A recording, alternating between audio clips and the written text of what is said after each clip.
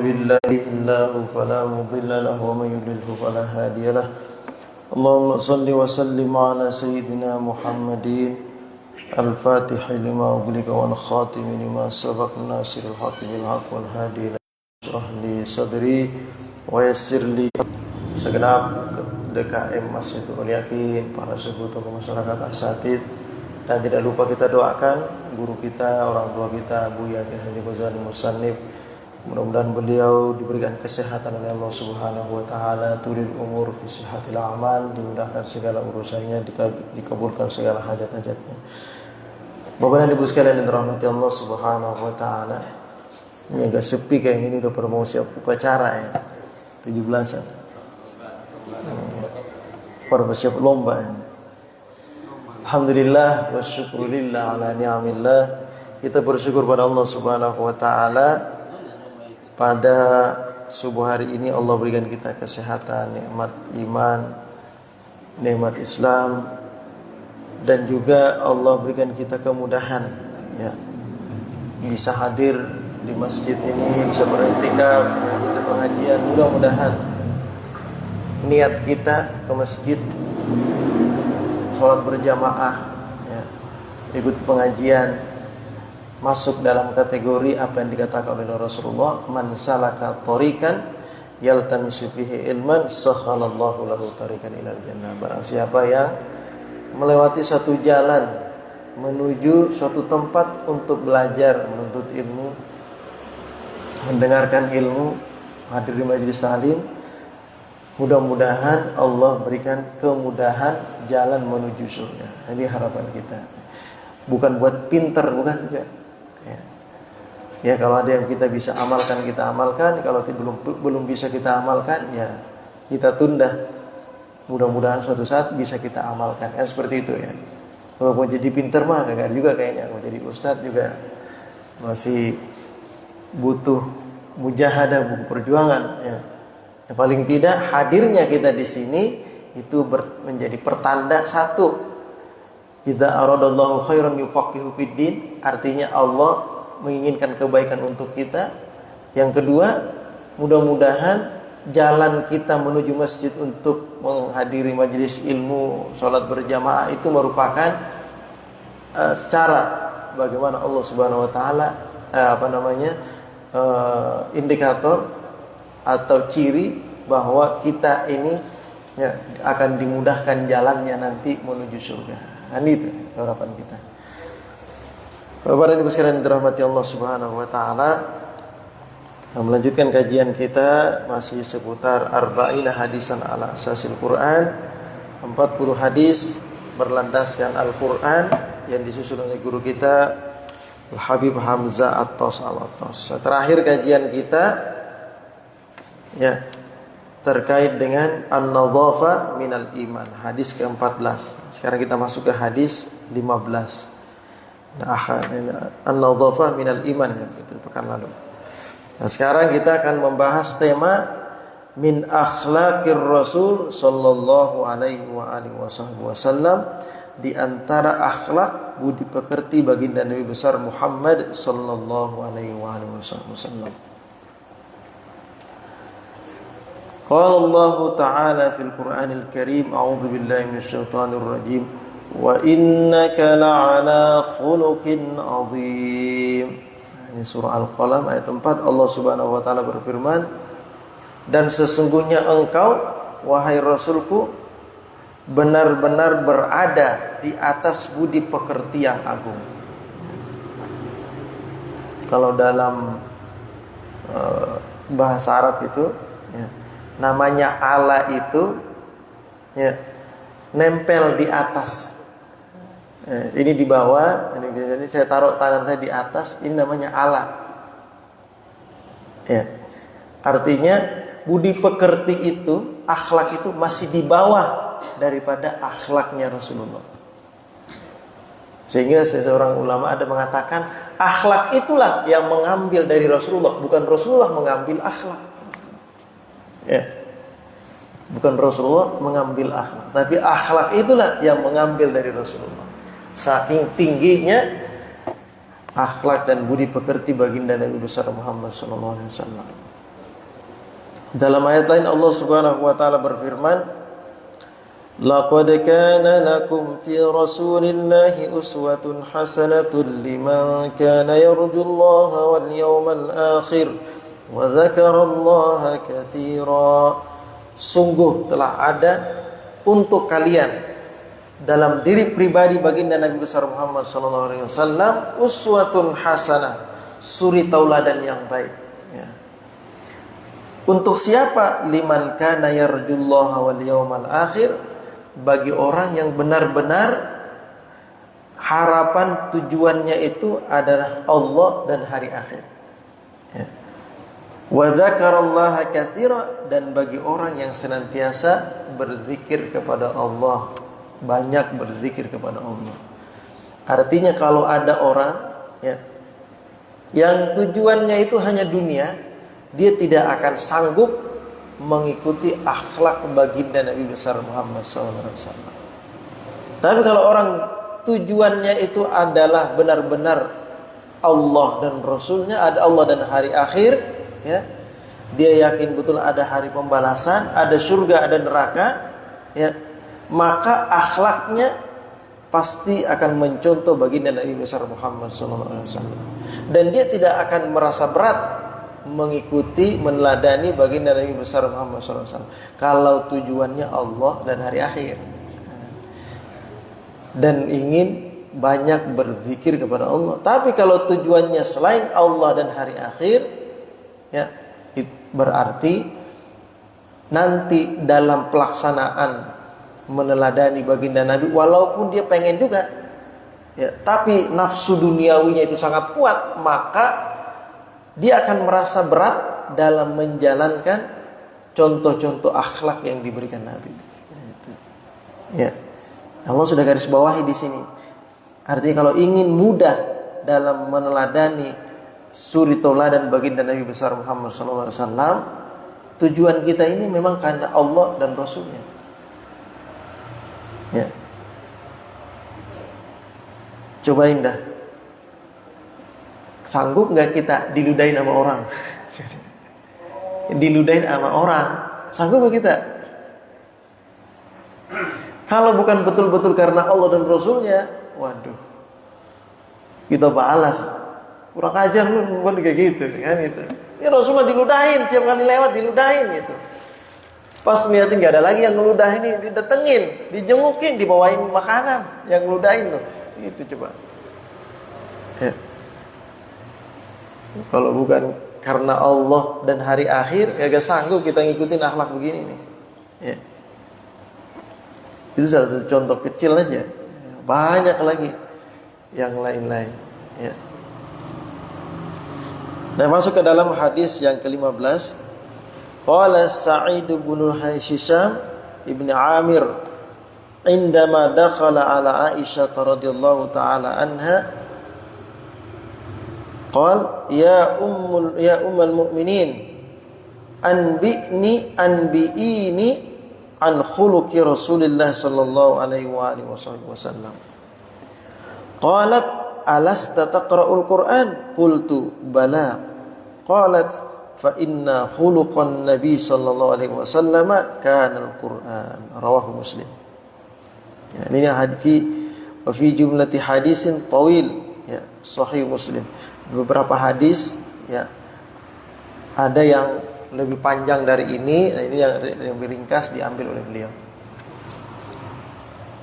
Nah, diriwayatkan dari Sa'id ibn Hisham bin Amir setelah wafatnya Rasulullah. Ya, jadi setelah wafatnya Rasulullah, di antara sahabat-sahabat dan juga istri-istri Nabi yang banyak meriwayatkan hadis, di antaranya khusus istri Nabi itu Sayyidah Aisyah. Ya, Sayyidah Aisyah. Nah, setelah wafatnya Rasulullah, banyak yang suka bertanya kepada Sayyidah Aisyah. Nah, istilahnya ada majelis talimnya. Ya, banyak yang suka datang berkunjung sowan gitu. Tapi ya dengan hijab. Ya, beliau berhijab. Dalam riwayat lain disebutkan beliau para sahabat itu atau tabi'in itu ketika datang berkunjung kepada istri Nabi termasuk Sayyidah Aisyah, min wara'i hijab, dari belakang hijab. Artinya bertanya, Sayyidah Aisyah berada di dalam hijab. Ya. Nah, ketika beliau dakhala ala Aisyah, masuk berkunjung kepada Sayyidah Aisyah radhiyallahu taala anha, ya, setelah wafatnya Rasulullah, beliau bertanya, ya. Ya ummul mukminin, wahai ummul mukminin, anbi'ini an khuluqi Rasulullah sallallahu alaihi wasallam, tolong sampaikan kepada saya seperti apa gerangan akhlaknya baginda Nabi besar Muhammad sallallahu alaihi wasallam. Ya. Seperti apa sih akhlaknya Nabi itu? Tolong sampaikan kepada saya. Qalat, Sayyidah Aisyah berkata, alasta taqra'ul Qur'an? Kamu baca Quran enggak? Sayyidah Aisyah bertanya, kamu baca Quran enggak?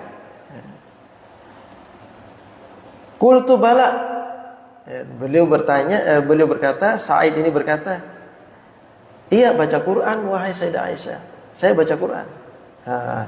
Qalat, lalu Sayyidah Aisyah berkata, fa inna khuluqan Nabi sallallahu alaihi wasallam kana al-Qur'an. Sesungguhnya akhlaknya Nabi sallallahu alaihi wasallam adalah Al-Qur'an.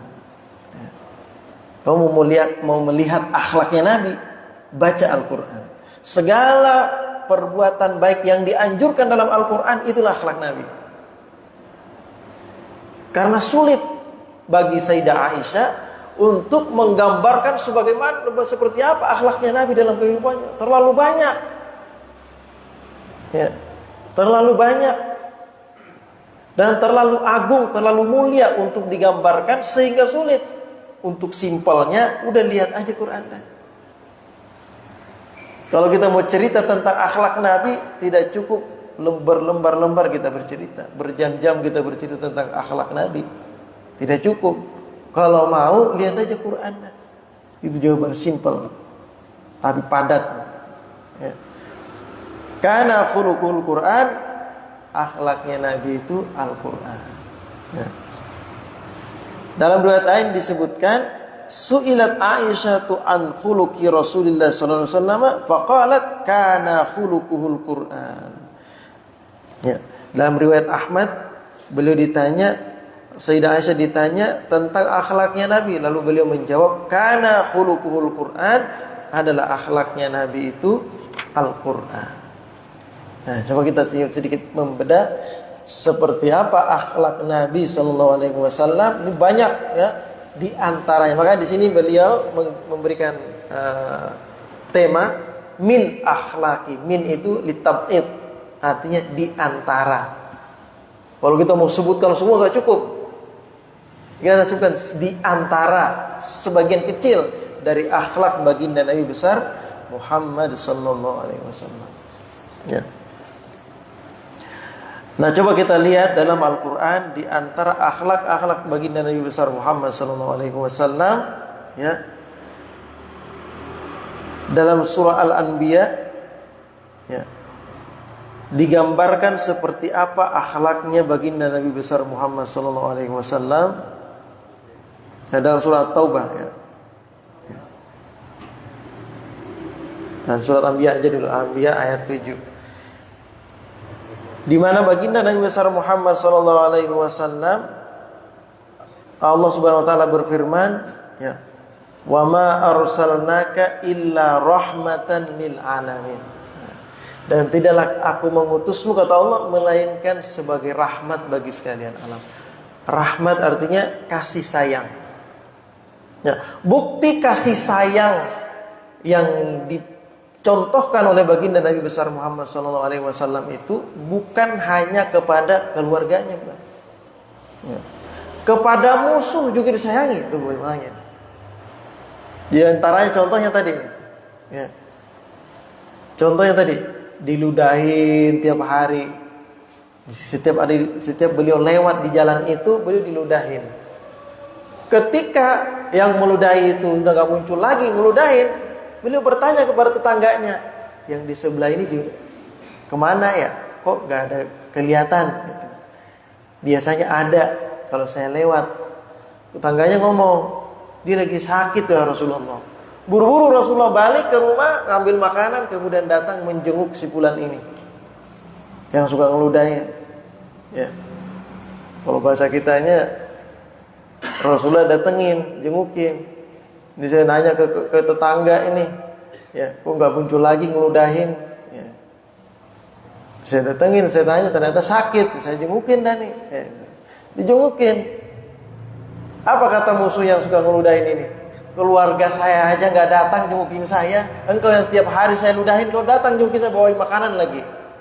Pada saat itu dia langsung bersyahadat. Ini luar biasa. Akhlak beliau kepada orang miskin. Pernah suatu ketika ada seorang sahabiah namanya Hanzalah. Ya, ada seorang sahabiah, ya, sahabat yang namanya Hanzalah. Ya. Hanzalah ini orangnya fakir, miskin. Ya. Beliau punya makanan. Ketika beliau punya makanan, beliau senang banget dapat rezeki. Dari dulu beliau itu pengen berhadiah kepada Rasulullah. Pas beliau dapat makanan, dapat gandum, itu pun gandumnya gandum kasar. Ya. Gandumnya bahasa kitanya raskin. Ya. Kalau dicuci berkali-kali baru hilang tuh putihnya dan lain-lain itu, kotorannya. Ya. Kalau dicuci. Ini raskin, kalau istilah di sana orang-orang Arab itu gandum kasar. Kalau dimasak itu keras gitu. Ya. Pernah nggak di Arab makan roti keras banget rotinya gitu. Ya. Nah ini gandum kasar dibawa oleh Hanzalah. Saking pengennya Hanzalah ini berhadiah kepada Rasulullah, beliau datang nih Hanzalah nih berhadiah kepada Rasulullah. Ya, menghadiahkan roti kasar. Roti, kalau rotinya roti enak, wajar ya kan gitu.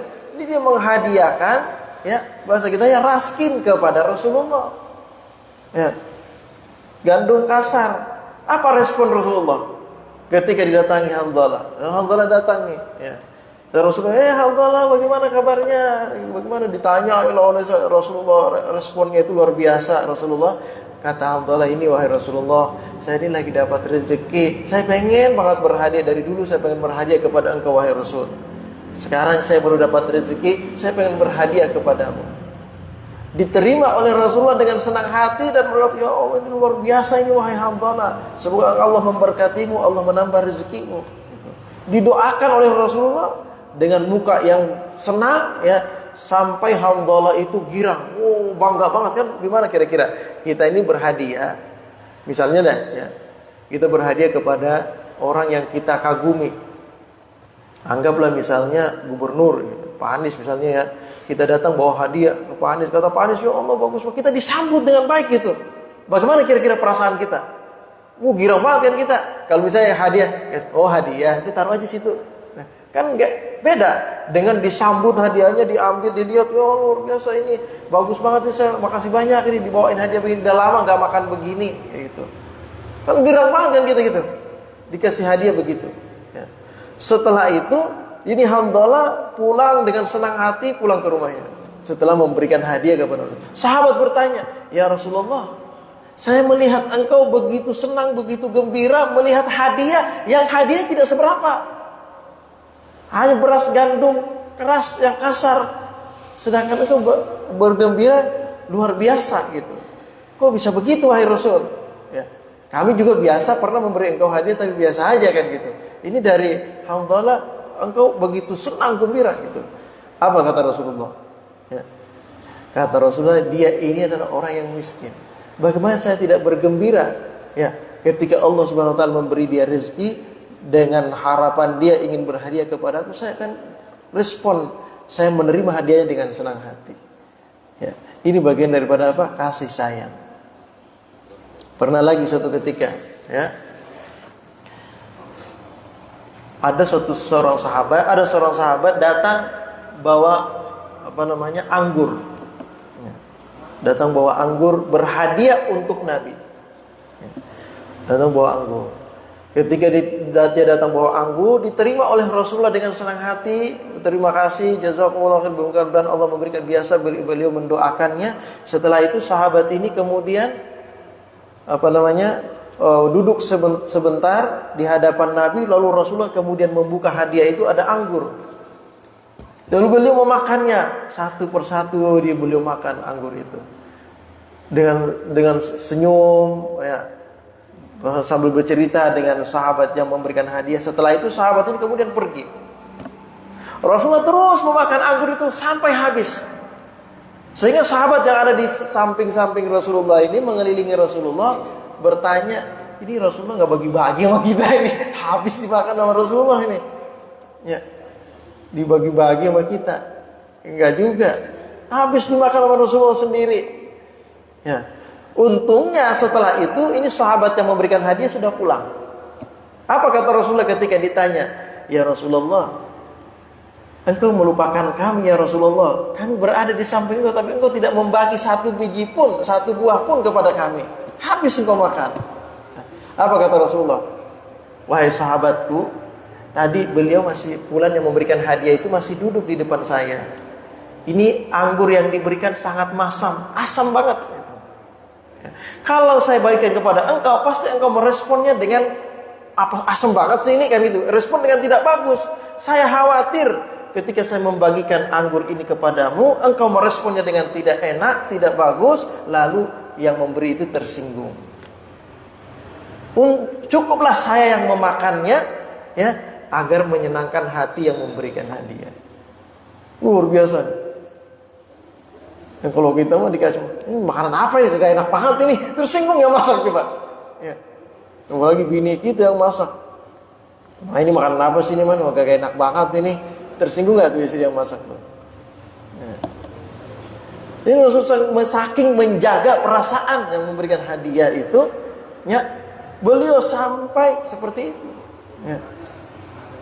Bukan berarti beliau rakus, dimakan semua itu hadiah buat beliau, enggak. Beliau takut kalau nanti dibagi responnya kagak enak, kedengaran sama yang ngasih, kan sakit hati dia. Ya. Apalagi Rasulullah, lu kebangetan lu, Rasulullah dikasih anggur asam dengan bahasa kita gitu kan gitu. Enggak enak banget itu. Ya. Manisnya dikasih enggak. Ini Rasulullah tetap menerima hadiah itu dengan senang hati. Ya. Menjaga perasaan orang yang memberikan hadiah. Nah begitulah seharusnya kita, ya, menerima hadiah dari siapapun itu. Jangan kita ini pas orang kaya yang ngasih, oh makasih banyak Pak. Pas orang miskin yang ngasih, ditaruh aja situ dah gitu. Suruh naruh gitu kan. Kita nggak sanggup, tidak menyambutnya dengan senang hati. Kita cuma meresponnya, melihat hadiahnya cuma biasa-biasa aja, kita suruh naruh. Taruh sana, taruh ke gudang gitu. Dia datang bawa hadiah, bukannya disambut, disuruh naruh lagi ke gudang. Ya gitu. Ya, kan kurang bagus itu responnya. Ini Rasulullah, ya. Dan banyak lagi di antara akhlak-akhlak baginda Nabi besar Muhammad SAW, baik itu tutur katanya, ya, baik itu perilakunya Rasulullah SAW, ya. Beliau, ya, baginda Nabi besar Muhammad SAW tidak pernah sedikit pun bertutur kata dengan sesuatu yang menyakiti sahabatnya. Ya. Itulah kenapa beliau ini sangat disegani, berkarisma. Kenapa? Di dalam Al-Quran, Allah Subhanahu Wa Taala mengatakan, "Walau kunta faddan ghalidhal qalbi lan faddu min hawlik." Kalau engkau keras, berkata kasar kepada para sahabat, mereka akan pergi. Ya. Berapa banyak kita orang melihat beberapa orang, ya, dengan sikapnya yang arogan, keras, orang akan menjauhi. Itu naluri manusia, orang akan senang bersahabat dengan orang yang santun, kan gitu. Kira-kira siapa di antara kita yang senang bersahabat dengan orang yang keras, suka berkata kasar? Kita aja dikata kasar gitu. Gimana? Itulah naluri manusia. Ya. Santunan baginda Nabi itu digambarkan dalam Al-Quran. Ya. Nah di antaranya lagi, ya, baginda Nabi besar Muhammad SAW, ya, siddiq amanah, dari segi kejujurannya, ya, dari segi amanahnya itu sudah jelas. Sebelum Rasulullah SAW diangkat menjadi nabi, beliau sudah jujur dan amanah. Ini moral. Ya. Kalau sekarang bagaimana? Ya. amanahnya, kejujurannya, waduh, dipertanyakan semua. Duit pada hilang semua, triliunan kan gitu. Habis diambil semua. Ya.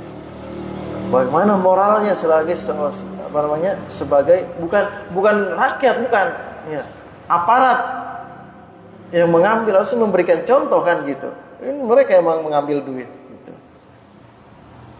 Dikorupsi. Makanya dulu waktu Habib Rizik pulang dari Saudi kan, beliau menggaungkan revolusi akhlak kan gitu. Artinya kita ini akhlaknya, bangsa kita ini sudah mulai rusak. Tetapi direspon dengan respon yang kurang bagus. Wah, ini bakal revolusi, ini mendengar revolusi, jadinya diwanti-wanti, dikejar-kejar kemana-mana, sampai pengawal beliau terbunuh kan gitu. Ya, gara-gara menggaungkan ini. Akibat tidak memperhatikan ya dakwah loh, revolusi akhlak. Ya. Rasulullah itu sebenarnya revolusi akhlak. Ya.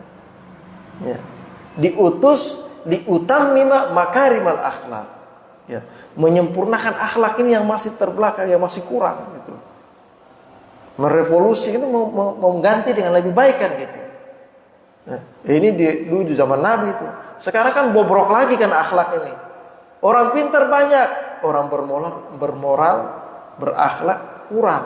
Karena kurang akhlak, kurang moral, akhirnya apa? Ada korupsi lah, amanah gak dijaga lah, nah gitu semua. Itu akibat semuanya tuh. Ya.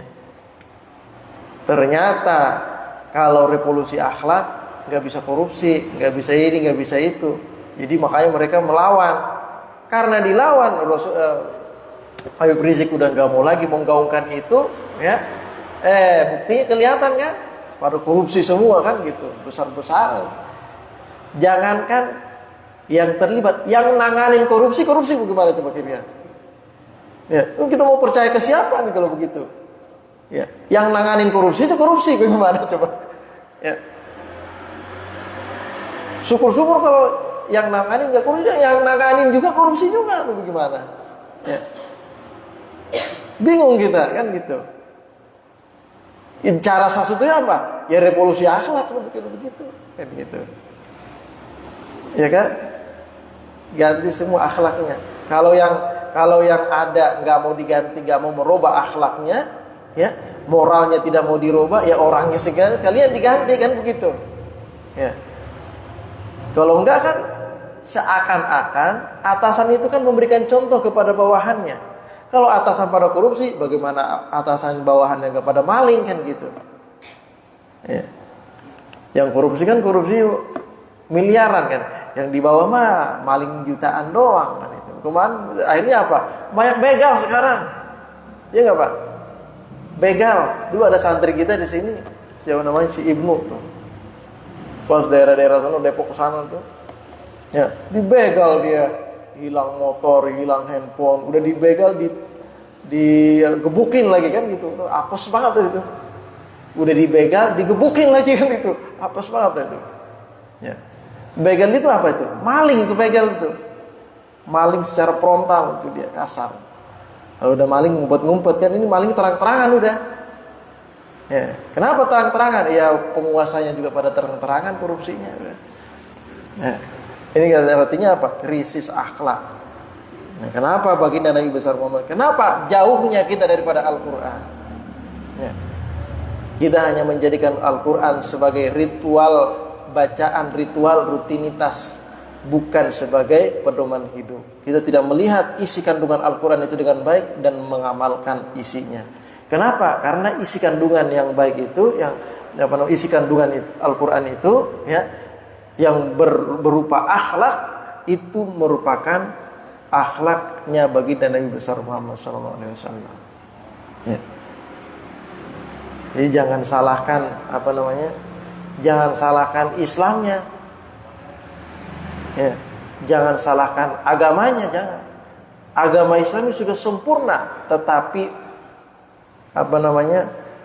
oknum Muslim, ya, oknum-oknum Islam ini yang kadang merusak agama itu sendiri. Sehingga orang di luar Islam melihat apa? Orang Islam aja begitu. Nah, orang Islam aja begitu. Nah, bukan Islam yang rusak. Islam tetap bagus, Al-Qurannya bagus. Ini oknumnya nih dalam Islam.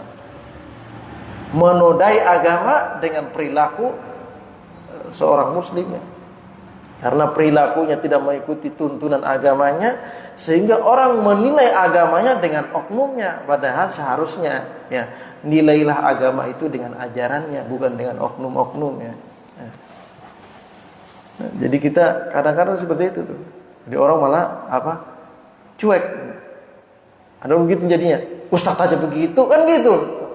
Jangan lihat ustadznya, lihat ajarannya. Kalau ustadznya begitu jangan deketin. Ya diambil ilmunya. Ustadz aja begitu. Ya udah jangan diambil ilmunya kalau begitu. Ambil apa yang dilihat di dalam Al-Qur'an. Udah kita baca sendiri Al-Qur'an. Bisa kita baca sendiri. Gitu. Akhirnya apa? Akhirnya orang menjadikan menjadikan sosok sebagai simbol dari suatu ajaran. Sosok si fulan ini menggambarkan ajarannya agak bagus gitu. Ya. Padahal sebenarnya ajaran agama kita ini bagus, tuntunannya sudah bagus. Cuma oknum-oknum ini yang kadang-kadang gitu merusak ajaran agama kita sendiri. Ya mudah-mudahan kita bisa kembali kepada Al-Quran, membaca, merenungkan, ya, kemudian mengamalkan akhlak-akhlak baginda Nabi yang tertera, yang tercantum di berbagai macam ayat Al-Quran di dalam Al-Quran sendiri. Ya, baik sampai di sini barangkali ada yang mau ditanyakan silahkan. Ada yang bertanya? Ya, ya. Waalaikumsalam. Kita aja ngaji di sini ya. Iya. Pagi itu kan asal itu blank lah ibaratnya kita. Iya. Tapi kadang-kadang apa yang kita dapatkan banyak yang tidak kita lakukan dengan apa yang disampaikan oleh para guru. Jadi saya melihat apakah guru atau ustaz yang menyampaikan itu tidak pas dengan audiens atau jamaah-jamaah masjid. Ya, kalau sampai jamaah ada ngaji 5 tahun, 7 tahun tidak ada perubahan, itu apa juga? Kita pikir begitu kan? Iya. Paling tidak kan harus ada perubahan. Jika kita berangkat dari rumah di Jakarta, di sini, berangkat dari rumah di jalan sampai ke masjid itu kan paling tidak ada kita yang kurang baik atau yang belum baik. Makanya yang paling gampang dah kita masuk masjid kaki kanan. Itu aja bagus banget.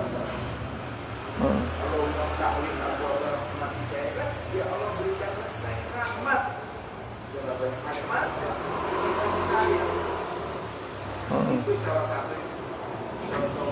Ada juga saya juga jebak di grup WA itu kan doa bangun tidur banyak dulu kan yang nggak pada bisa baca doa bangun setelah bangun tidur. Di mana ini Ustaz? Kadang-kadang yang kita harus introspeksi gitu Ustaz. Apakah gurunya yang menyampaikan kurang pas? Apakah kita yang tidak mengamalkannya? Banyak perkembangan di ilmu-ilmu ya kan?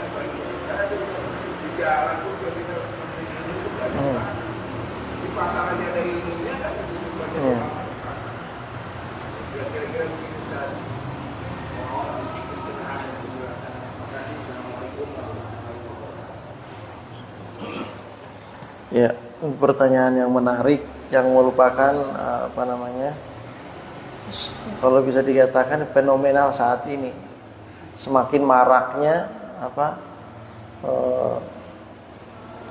pondok-pondok Al-Quran, pesantren-pesantren, pengajian-pengajian di mana-mana kan gitu.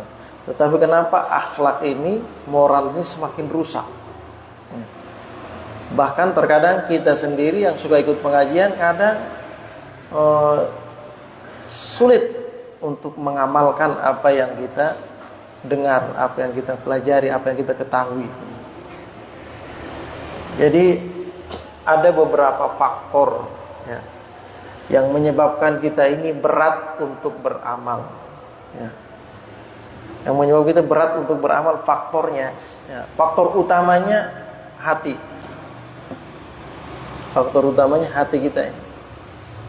Dari mana hati ini membisikkan ke dalam kepada seluruh anggota badan kita untuk melakukan suatu pekerjaan, suatu amalia. Nah, hati ini sangat dipengaruhi dengan makanan. Ya. Makanan dan asupan dari panca indera kita, telinga, mata, mulut, ya.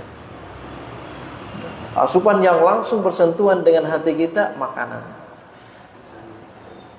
Kalau kita merasa berat untuk mengamalkan suatu amalan, ya, untuk melakukan ini atau itu, mungkin coba kita cross check, ya, coba kita periksa makanan kita, apa ada masalah. Jangan-jangan selama ini kita menghasilkan makanan yang kita konsumsi itu bermasalah dengan kehalalannya, ya, halal thayyibnya. Kalau itu aman, nah, sekarang kita beralih kepada diri kita sendiri, pada diri kita sendiri, bukan ke orang lain, ya, bukan. Ya, ini kayaknya nih ustadznya kurang berkah kayaknya ini, makanya saya nggak bisa ngamalin. Ini kembali ke diri kita aja dulu, ya. Karena kadang-kadang al-hikmah dhalatul mu'min. Hikmah itu, ilmu itu kadang ada di mana-mana kita dapatkan. Kita bisa peroleh di internet, bisa di tulisan-tulisan, gitu kan. Bisa kita dapatkan gitu. Tapi kenapa kita sulit untuk mengamalkannya? Pertama tadi, yang paling utama kita periksa makanan kita. Ya. Karena makanan ini sangat berpengaruh kepada amaliyah kita. Ya. Yang pertama, yang kedua, diri kita. Diri kita ini apa yang ada dalam diri kita? Ya, apa yang ada dalam diri kita? Ya. Diri kita ini memiliki hawa nafsu. Hawa nafsu inilah yang sering kali memperbudak diri kita.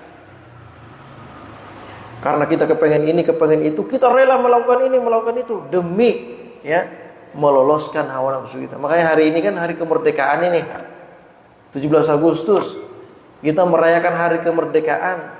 Cobalah kita mengintrospeksi diri. Apakah dengan merayakan kemerdekaan itu kita sudah menjadi merdeka? Atau ternyata kita sebenarnya menjadi budak hawa nafsu kita? Atau kita sebenarnya ini budak setan? Ya. Namanya merdeka itu kan bukan budak, ya kan gitu. Orang merdeka itu kan bukan budak.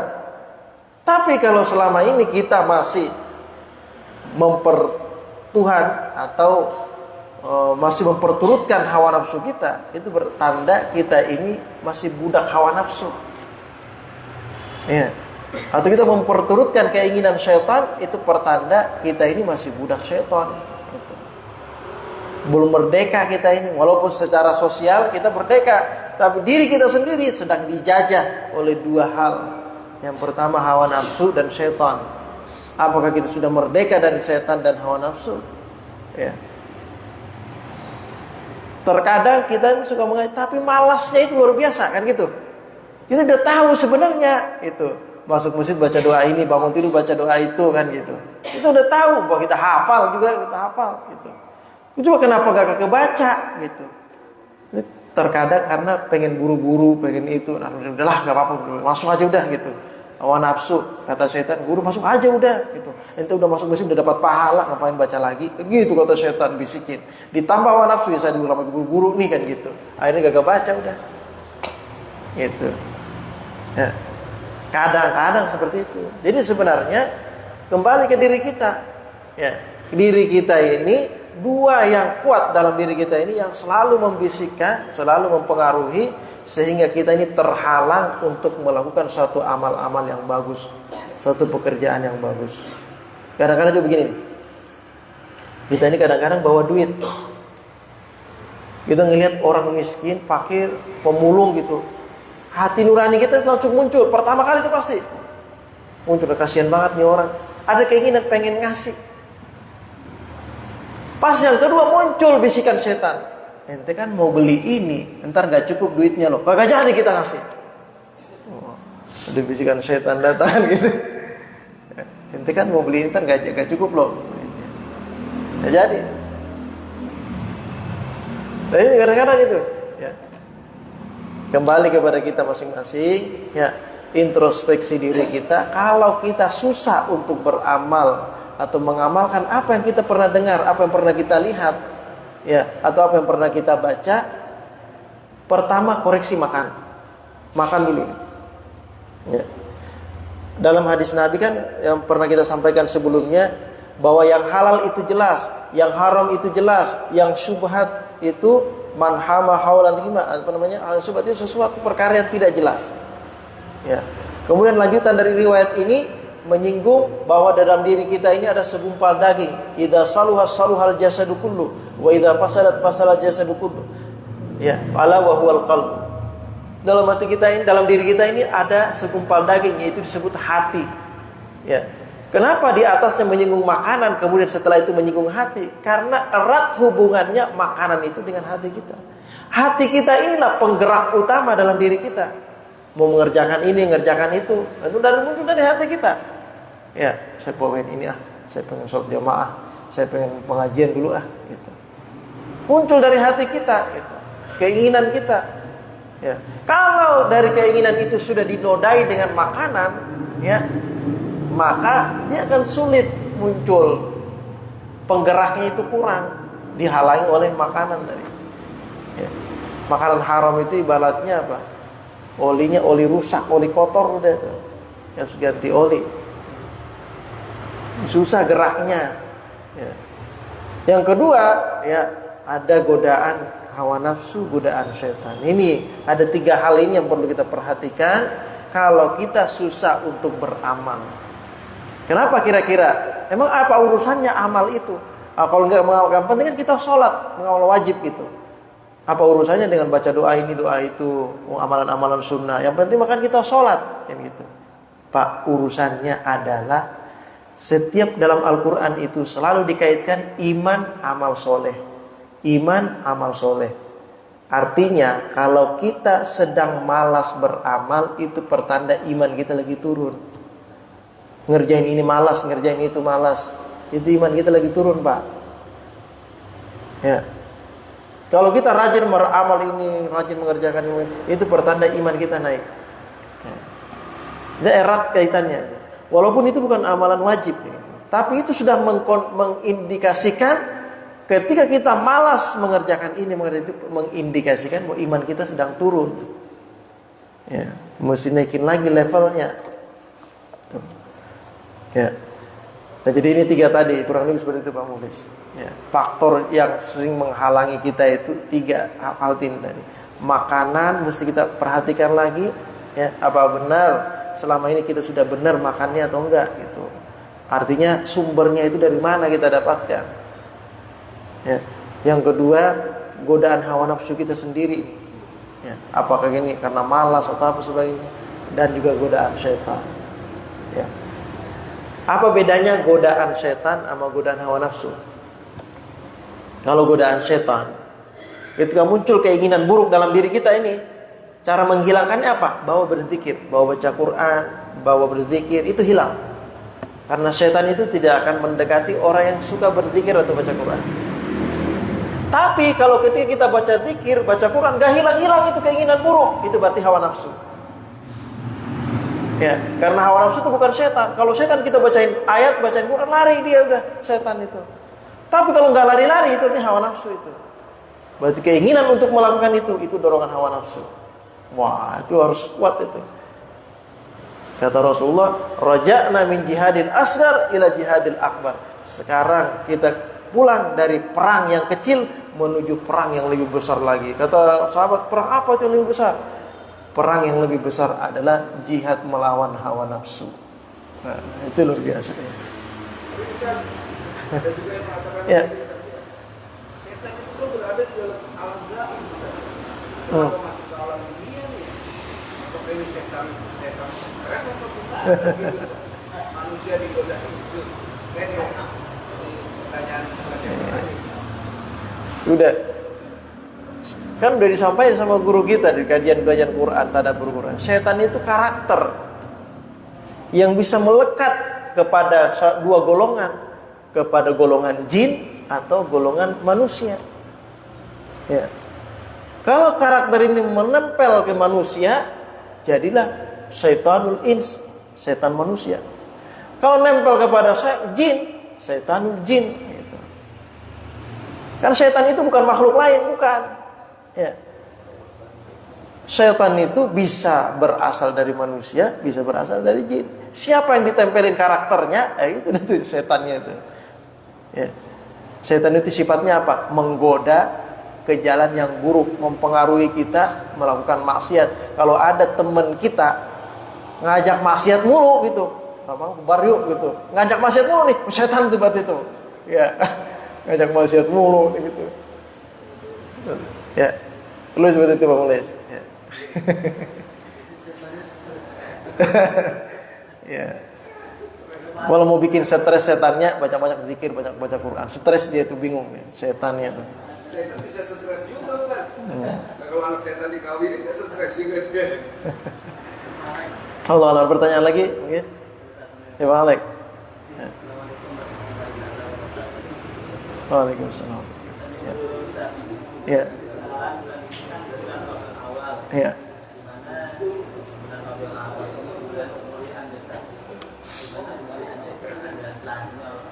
Ya. Tapi Ustaz, pertanyaannya, Rasulullah itu kan lahir hari Senin ya Ustaz. Maksudnya juga awal. Kenapa sebenarnya dalam waktu awal itu atau di hari Senin Rasulullah dilahirkan berbeda di hari-hari yang lain atau sehingga kaya Jumat hari Jumat ya Ustaz, jadi beberapa hari gitu ya. Rasa atau manis dan sampai Jumat hari Jumat lagi Ustaz. Kalau nggak salah masalah dari dia kita pesannya itu kan banyak melawan manusia itu kan belakang ini masih mulai dalam semua api-api pada kesempatan semua itu Kenapa? di waktu sudah dilahirkan bulan waktu awal kan orang manusia itu kan sudah bukan api Iya.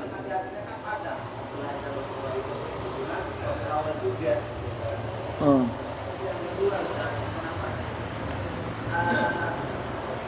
hari Minggu itu kelahiran Rasulullah selalu diadakan pas kelahirannya, bukan di pas meninggalnya wafatnya beliau.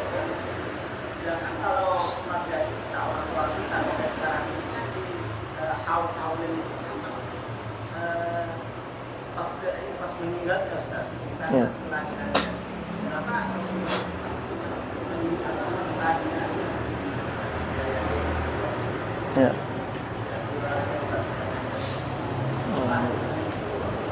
Ya. Ya, ya. Oh. Baik, ini pertanyaan menarik juga. Kenapa Rasulullah itu lahirnya di hari Senin, bukan hari Jumat atau hari mulia kan gitu? Ya.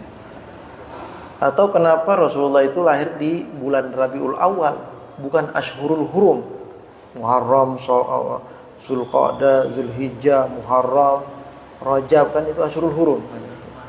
Ya kan gitu. Bulan Ramadan kan munculnya setelah kemuliaan bulan Ramadan itu menjadi mulia setelah turunnya Quran ya. Sebelum turun Quran sejak Rasulullah dilahirkan belum mulia. Ya. Nah, kenapa seperti itu? Itu dalam rangka untuk menampakkan kemuliaan baginda Nabi besar Muhammad SAW. Kenapa hari Senin menjadi mulia? Karena itu hari kelahiran baginda Nabi besar Muhammad SAW. Kenapa yang tadinya tidak mulia berubah menjadi mulia? Kalau udah mulia duluan kan, memang udah mulia duluan kan, begitu bahasa kitanya. Yang ajaib itu tadinya nggak ada nilainya, terus tiba-tiba bernilai, itu kan ajaib itu. Nah, ini makan udah dari dulu bernilai gitu, terus bertambah nilainya ya gak jadi masalah, biasa itu mah. Tapi kalau yang tadinya tidak ada nilai tiba-tiba bernilai, itu yang ajaib itu yang luar biasa. Jadi luar biasa ketika Rasulullah itu lahir di hari Senin menjadi mulia karena hari kelahiran Nabi. Ya. Rasulullah lahir di bulan Rabiul Awal menjadi mulia karena Rasulullah lahir pada bulan itu. Padahal Rabiul Awal tidak ada kemuliaannya, bukan Asyurul Hurum, bukan. Tapi bisa menjadi mulia. Kenapa? Itu bulan kelahiran Nabi loh. Gitu. Ya kan? Seperti halnya 17 Agustus. Kenapa 17 Agustus menjadi rame? Ada upacara. Kan ada 17 September, 17 Oktober, 17 November. Kenapa 17 Agustus yang dipilih? Karena di situ sudah diproklamasikan. Tadinya sebelum proklamasi 17 Agustus gak ada nilainya. Mana ada orang ini rame-rame sebelum proklamasi ya. Tapi setelah diproklamasikan kemerdekaan pada tanggal 17 Agustus, 17 Agustus itu menjadi hari nasional. Hari yang dikenang gitu. Hari perayaan 17 Agustus itu. Jadi untuk memperlihatkan kemuliaan sesuatu itu ya, contohnya lampu. Lampu kapan bisa dinyalakan? Malam. Kenapa lampu dinyalakan malam? Kenapa siang nggak dinyalain? Karena kalau dinyalain siang udah terang. Ngapain dinyalain lagi? Nyalainnya itu kalau lagi gelap, baru nyalain, baru kelihatan gitu. Ya gitu. Rasul dilahirkan pada hari Senin biar kelihatan kemuliaannya. Pada bulan Rabiul Awal kelihatan kemuliaannya. Gitu. Ya. Bukan di hari-hari Jumat hari mulia misalnya. Itu ya, bisa dipahami ya. Kemudian yang kedua pertanyaannya tadi. Apa tadi? Nah, pada hari kelahirannya api yang disembah oleh Majusi di daerah Romawi itu yang tidak pernah padam menjadi padam. Ya. Itu menunjukkan kemuliaan baginda Nabi besar Muhammad SAW. Banyak sekali riwayat yang menunjukkan kemuliaan ketika lahirnya Nabi itu ya, banyak keanehan-keanehan yang terjadi yang merupakan suatu kebiasaan-kebiasaan orang-orang Yahudi, orang Nasrani, penyembah berhala, ya, Majusi. Itu semuanya banyak keanehan yang terjadi. Pertanda apa? Datangnya sebuah cahaya kemuliaan. Ya. Lahirnya baginda Nabi besar Muhammad SAW. Lalu kenapa selama ini yang diperingati itu hari lahirnya Nabi? Kenapa hari wafatnya tidak diperingati? Nah, dalam Al-Quran kan begini. Nah, ketika datang kepadamu rahmat, saya lupa teks hadisnya, teks Al-Qurannya. Allah Subhanahu wa taala berfirman, ketika datang karunia dan rahmat kepadamu falyafrahu, maka hendaklah engkau bergembira. Ya, hendaklah engkau bergembira. Bergembira dengan datangnya rahmat itu adalah merupakan sesuatu yang diperintahkan oleh Allah dalam Al-Qur'an. Sekarang pertanyaannya, rahmat yang terbesar yang ada di muka bumi ini apanya? Diutusnya Nabi sebagai Nabi dan Rasul. Nah, itu lahirnya Rasulullah itu sebagai rahmat yang terbesar. Ya. Wa ma arsalnaka illa rahmatan lil alamin. Tidaklah aku mengutus engkau, kata Allah, melainkan menjadi rahmat bagi sekalian alam. Artinya ini rahmat terbesar. Ya. Maka yang diperintahkan Allah falyafrahu, hendaklah kalian bergembira. Kata Said Muhammad, ini dalil perayaan Maulid. Kita dapat hadiah, kira-kira gembira gak kita? Gembira kita dapat hadiah. Pantas gak kita merayakan tasyakuran ketika dapat hadiah? Udah pantas dong kan gitu. Ya, makanya perayaan gembira, senang itu diekspresikan dengan perayaan Maulid Nabi. Gak mungkin dong wafatnya Nabi kita ekspresikan dengan senang, gak mungkin, dan itu kan sedih gitu ekspresinya harusnya. Kan gitu. Nah, kenapa wafatnya Nabi tidak dirayakan? Itu tidak dirayakan, ya, tetapi dikenang. Ya, dikenang wafatnya Rasulullah itu, maka oleh sebab itu, ya, dan kebetulan hari lahir dan wafatnya Rasulullah itu sama. Ya. Hari lahir dan wafatnya Rasulullah itu sama. Kebetulan. Nah, oleh sebab itu ya kita tidak merayakan tanpa memperingati wafatnya Rasulullah pun sebenarnya kita sudah memperingati kelahiran Nabi itu, kita sudah mengenang Rasulullah. Apa sih sebenarnya peringatan itu? Intinya sebenarnya apa? Intinya kan kita mengenang seperti apa jasa perjuangan baginda Nabi, kemudian muncul semangat kembali untuk berjuang seperti Rasulullah, membangkitkan semangat kita kembali untuk beramal seperti Rasulullah, untuk mengikuti teladan-teladan yang jejak teladan baginda Nabi Muhammad SAW yang pernah diberikan kepada kita, yang pernah dicontohkan oleh Rasulullah. Kan tujuannya itu kan, gitu. Peringatan itu biar kita ingat lagi gitu. Ya. Dalam Al-Quran, wadzakir bi ayyamillah, ingatkan dengan hari-harinya Allah. Hari-hari Allah itu apa? Hari-hari itu ketika Allah mengutus rahmat yang terbesar, yaitu Rasulullah. Jadi wajar kita peringati. Ya. Mau peringati dengan apa? Itu urusan kita masing-masing. Ekspresi kita dalam menerima rahmat itu seperti apa? Urusan kita masing-masing. Mau dengan adakan tasyakuran, adakan ini, yang penting tidak melanggar aturan agama, silahkan saja. Rasulullah mengekspresikan hari kelahirannya dengan berpuasa. Ditanya, kenapa engkau berpuasa di hari Senin ya Rasulullah? Dzaka yauma wulidtu, itu hari kelahiranku, pada hari Senin. Rasulullah mengekspresikannya dengan beramal, berpuasa. Dan kita ekspresikan dengan apa? Baca sholawat, membaca sirah kelahiran Nabi, yaitu maulid Nabi. Maulid itu kan sirah maulid, itu duror dan lain sebagainya, itu semua menggambarkan sirah. Cuma kita aja nggak baca artinya. Kalau kita baca artinya itu bagus banget itu artinya. Ya. Kemudian ada tausiah di situ, ada pembacaan ayat Quran di situ, ada silaturahim di situ, kan bagus semua isinya kan gitu. Ada sedekah di situ, berbagi berkat kan gitu. Sedekah itu. Ya. Seperti itu, Pak Manek ya.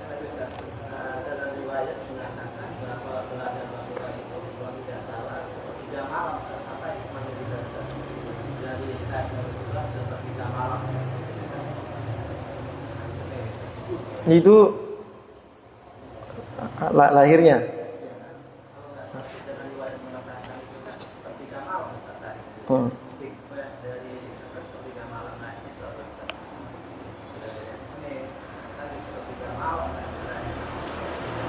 Ya, di sepertiga malam. Wallahu alam seperti apa. Tetapi sepertiga malam itu, ya, itu disebutkan di dalam Al-Quran. Surah Al-Muzammil bisa kita baca ya, seperti apa kemuliaan di sepertiga malam itu.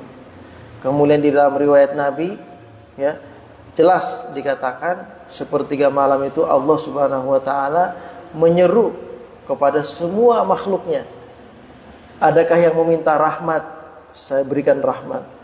Adakah yang meminta rezeki? Saya kasih rezeki di sepertiga malam itu. Adakah yang meminta ampun? Saya ampuni dosanya di sepertiga malam itu. Ya. Kalau digambarkan kemuliaannya itu dalam surah Al-Muzammil juga jelas sudah digambarkan juga. Ya, bisa kita lihat. Kalau kita baca kelamaan nanti, bisa kita lihat. Itu kemuliaan untuk Nabi. Ya. Wallahu alam, rahasia di balik itu. Wallahu alam. Ya. Cukup kira-kira ya, udah 6:30 lewat. Mudah-mudahan ini yang mau berangkat upacara ini terlambat ntar nih. Ya. Mudah-mudahan apa yang kita kaji pada pagi hari ini bermanfaat, bisa kita amalkan, bukan hanya sekedar menceritakan kemuliaan akhlak Nabi, tetapi mudah-mudahan kita tergugah ingin meneladani, meniru, mengamalkan akhlak-akhlak baginda Nabi yang mulia. Mudah-mudahan Allah Subhanahu wa taala memberikan kemuliaan kepada kita sebagaimana Allah muliakan Rasulnya, dan Allah menjadikan Rasulullah sebagai penolong kita, pemberi syafaat kelak di hari kiamat. Al-Hadini Al-Fatihah. A'udzubillahi minasyaitonir rajim. Bismillahirrahmanirrahim. Alhamdulillahirabbil alamin arrahmanir rahim maliki yaumiddin. Iyyaka na'budu wa iyyaka nasta'in. Ihdinas siratal mustaqim. Siratal ladzina an'amta 'alaihim ghairil maghdubi 'alaihim waladdallin. Bismillahirrahmanirrahim. Alhamdulillahirabbil alamin. Wassallallahu ala sayyidina Muhammad.